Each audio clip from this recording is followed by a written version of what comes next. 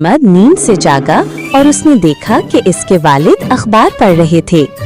इसकी वालिदा अंगूर, अनार और नारंगी लेकर आईं और मेज पर रख दिए। ये सब देखकर अहमद ने खुशी से जोर से कहा, अस्सलामु अलैकुम। सब लोग अहमद को देखकर बहुत खुश हुए और जवाब दिया, वालेकुम अस्सलाम। अली अपनी नई पतंग उड़ा रहा था। पतंग बहुत खूबसूरत थी, नीले, पीले और लाल रंगों वाली। अचानक आसमान से आवाज आई, जरा आराम से, मुझे चक्कर आ रहे हैं।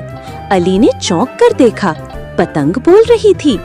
पतंग ने कहा, मैं बहुत खुश हूँ कि तुम मुझे उड़ा रहे हो, मगर हवाओं के साथ नरमी से चलो, तभी हम दोनों मजा लेंगे।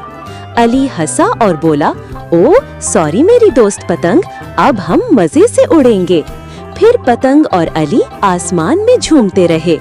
दोस्ती में ख्याल रखना जरूरी होता है। ईमानदार खरगोश। एक जंगल में एक खरगोश रहता था जिसका नाम बबलू था। बबलू निहायत ईमानदार और मेहनती था।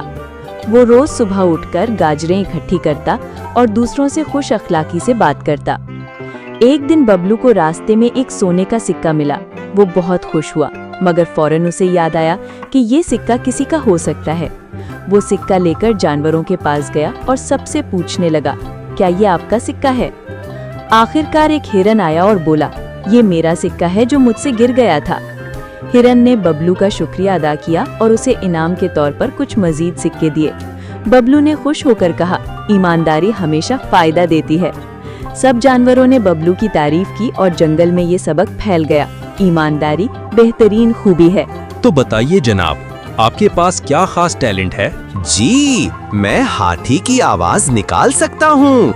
वाह, मगर हमें तो बंदर की तलाश थी।